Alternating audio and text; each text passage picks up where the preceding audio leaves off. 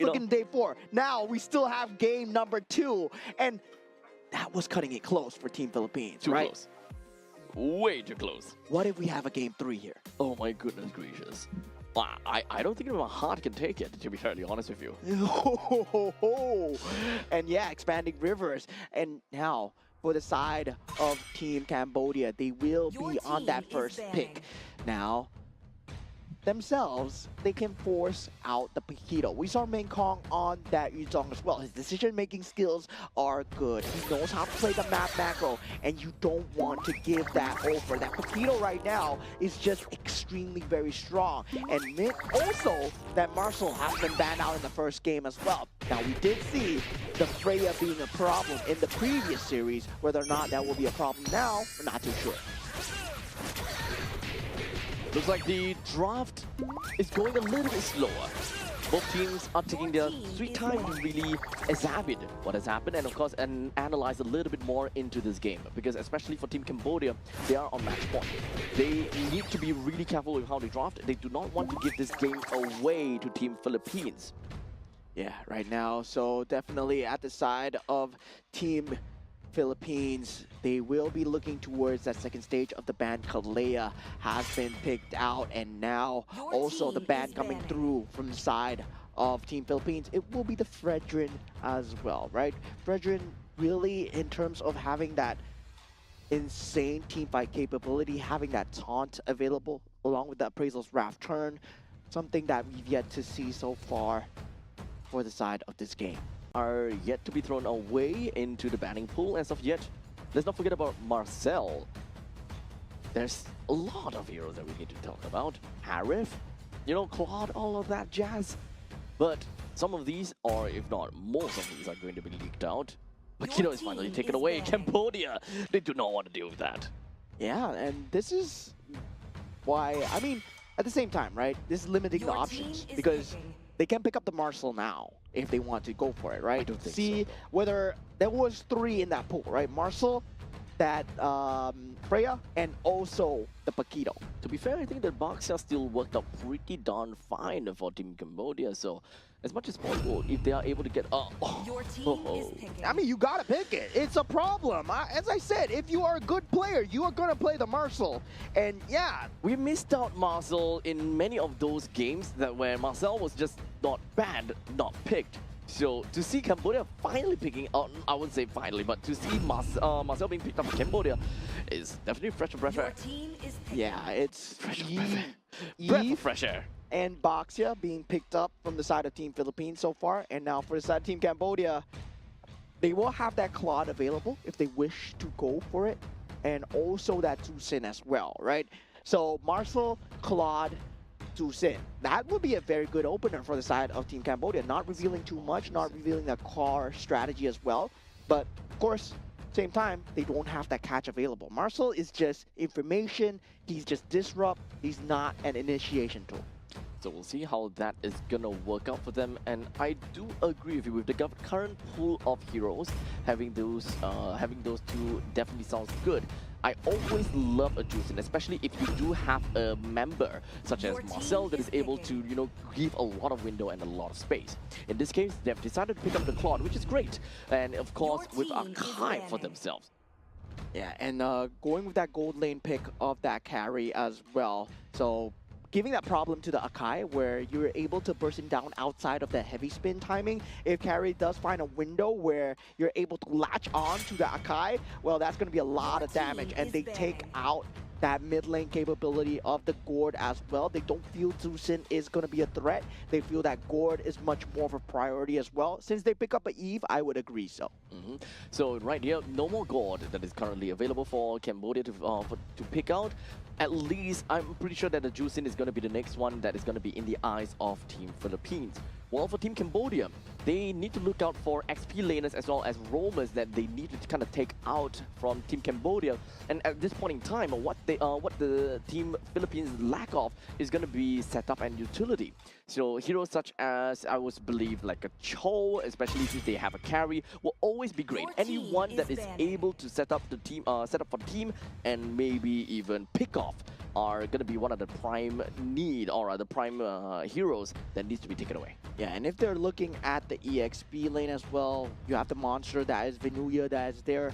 You don't want to probably give him the Sora as well, so that might be something that they might be looking to ban. And meanwhile, for the side of Team Philippines, right, you mentioned that mid lane, that Zusin might be that follow-up ban if they want to give Eve a very good time in terms of that mid lane priority, or that Lilia, yeah, and they do ban it out. Okay, so the opportunity for Team Cambodia to pick up the Jusins is still going to be there.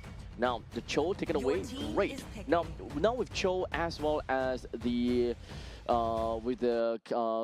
Kalia taken away, that would mean that Team Philippines, if they do want to go for pickoff, they gotta have to look at elsewhere. That will be something along the lines of the Kaja, for example, which honestly, I don't think it would be the case. I do think that they need someone that is a lot tankier in this case. So if they do want to go for setup in this case, no more pickoff then. Atlas can still be a thing.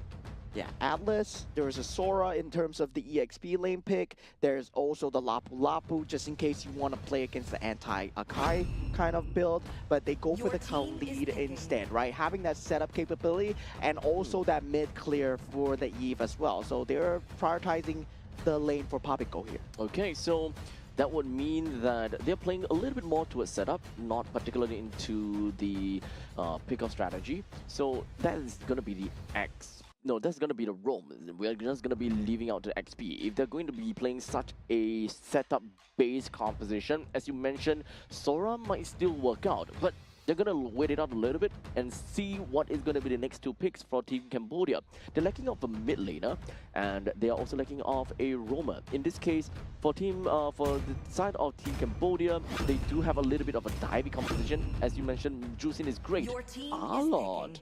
Yeah, Alad on the EXP lane, great into that heavy spin as well. Generally, it would be slightly better to have towards that Fredrin. Of course, that one pass of the heavy slash into the taunt capability, but also that heavy spin is going to be great as well. Now, with that Juicin on that back line, Team Cambodia, they face the same problem as Team Philippines, right? Where there is one frontline lineup coming in from the side of Team Cambodia. Now, for the side of Team Philippines, coming in with that last pick, EXP lane, and Venuya still not deciding what to play yet. The Sora still available as well. Not too sure whether he wants to pick it up against the Arlot. It's either going to be the Lapu Yuzhong or... Okay, so it is going to be a Lapu after all. They do have a pretty strong front line in this case, and Lapu does give them really good damage in the mid stages of the game, which is something that would allow Team Philippines to gain pretty good tempo. Both teams are pretty much jack of all trades that would eventually want to allow their gold laner to get an accelerated farm. So at this point in time, Team Cambodia with the Claude definitely looks a lot better on paper in order to get the accelerated farm. But we also need to really look at Team Philippines with the way that they can pilot their entire composition due to a very forerunning Baxia. Yeah, I would say in terms of ease of execution, both have similar playstyles where they have that one engage, right, coming in from the Marcel or the Shield Unity as well. They have that team fight coming in with that heavy spin or the Raging Sandstorm. Meanwhile, on the EXP lane, they have similar MOs where they're going for the Final Slash or the Bravest Warrior as well. But definitely, as we said before, Claude on paper, well, it does beat the carry out, but the carry does not aim for the Claude. It's aiming for the Akai and also the Arlet at this point. So just like that, we are going to be looking at a big play going to be coming in because Team Philippines, remember, they have already gotten themselves with one game to their name, and Team Cambodia, they are almost gonna be there. And do note, the moment that Cambodia loses this game, and that will be a really unfortunate case, we want to see a full 3 games, even though I think that my heart can't take it. Yeah, and surprising battle spell that I'm looking towards Chamakara here, right? Where he is picking up the sprint on the Juicin as well. Sprint or Juicin? Yeah, we've seen this before, where that flicker, purify, not really a priority. They go for the sprint and or the vengeance, right? This is typically what you see in ranked, where you want to just get that capability of that low cooldown where you are You want able to to be just closer to the yeah, you're opponents. just joining the team fight as much as possible. Play yourself like an Irithel, magical Irithel, as much as possible. But this eats into that survivability. So this means that Team Philippines, if they identify this, with the RWM and the Shield Unity, if they combo it well together, Juicin might not be able to get out. The main thing we also need to remember is that Team Philippines, if they were to collapse onto one person as a four-man unit, I think that most of the members here on the opposite end would not be able to survive. The moment the Shield Unity cracks down, Shield Unity, Raging Sandstorm, I guess Babiko just needs a couple of Void Blasts or Void Crystals, and most importantly, Vinuya goes in with the Bravest Warrior. That is quite a lot of damage. And here we go, game number 2, Team Philippines versus Team Cambodia. We had a great first game, Team Cambodia almost taking that W and almost making the Giants bleed as Team Philippines, they try to secure a flawless victory for themselves here at Group A. Right off the bat, it does seem like we do have De La Cruz. That is going to be the first one to go down. It went a little bit too deep in, realizing that I can't get out.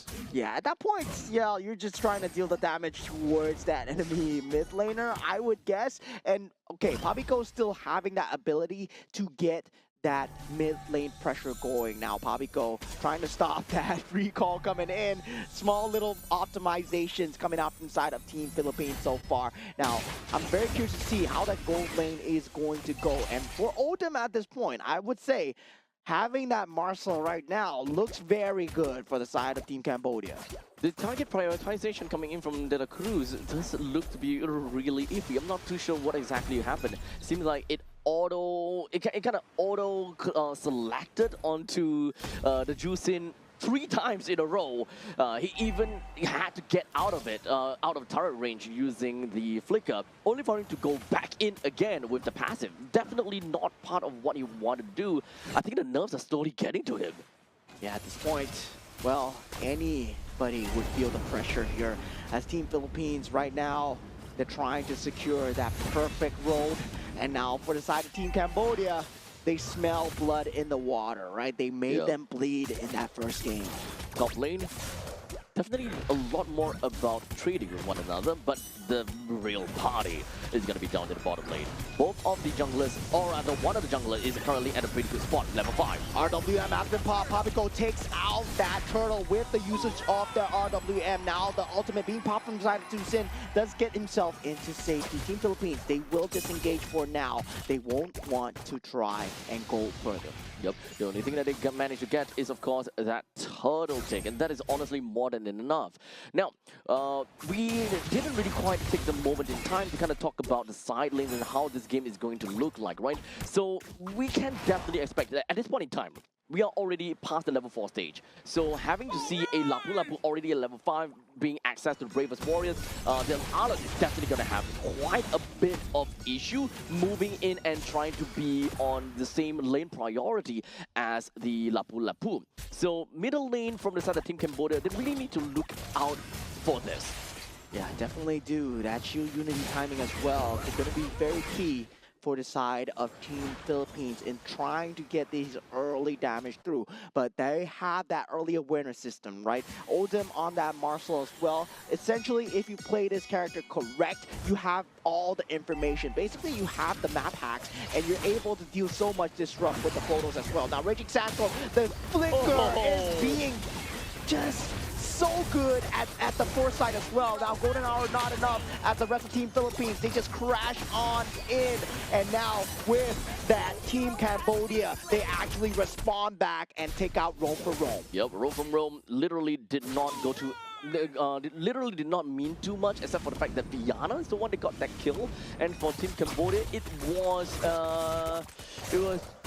Chamakara that managed to get the kill in this case. So at least the great thing for Team Philippines is that they do have a little bit of acceleration over to the side of Viana. By the end of the day, we want to see which gold laner is the one that is more well, accelerated, as a matter of fact. Yeah, but definitely that mid-game pressure is going to start to mount, especially if you give the kills over to the side of the Susin, right? That early Sky Piercer timing, we saw what it can do, but Final Flash going through from the side of Main Kong wants to keep them here. And Team Philippines, they smell something fishy and they do get out. Nebobuzeno is already at level 8 as compared to a Nakai at level 7. So in terms of retribution quality, Nebobuzeno definitely will have a better one. However, it is always going to be the heavy spin that makes it. RWM is there as the retribution is secured for the side of Team Cambodia at this moment. RWM not finding anything at the moment. Vinuya in a bit of trouble. Bravest Warrior not enough. The Susin still doing so much in the back line. Heavy spin being used to usher the Mepo Musino away into the turret as Team Cambodia, they're getting an early game lead here against Team Philippines. 4-1. Although we gotta talk about the economical lead. Well, not even looking at 1,000 goal lead as of yet.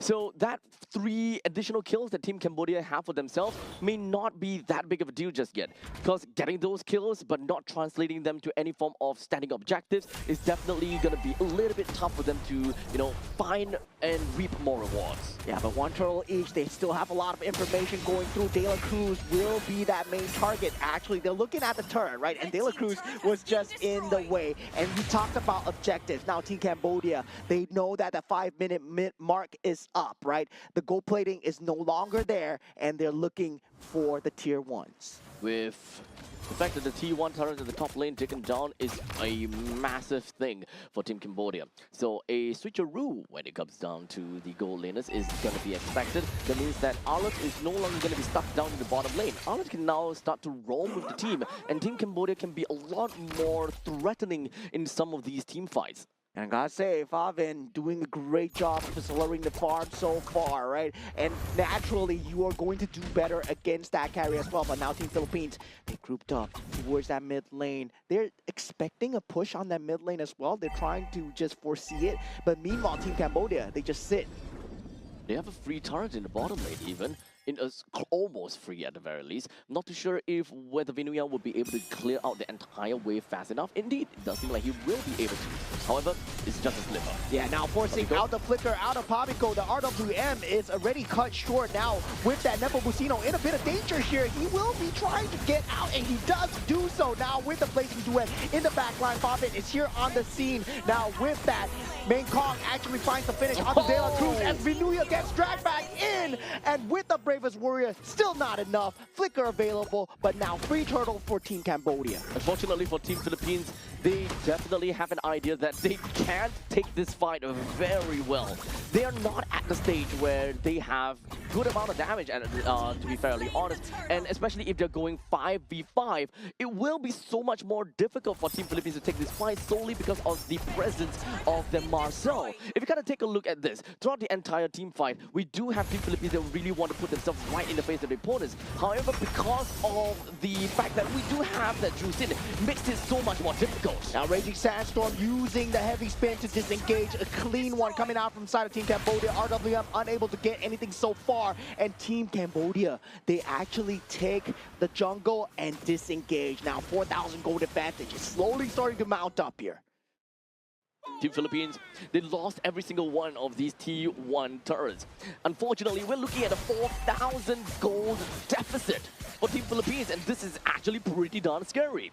That means that Team Cambodia, which does have the Claude as the gold laner, and Claude naturally already have got very good ways of his macro going around to kind of clear waves and get these farms. If you give a team with Claude the lead, it's gonna get a lot more worse for Team Philippines. Oh, Nepo Musino gets heavy spin into the wall here. The disrupts, that pace disrupt with the photos coming through from the side of Odom.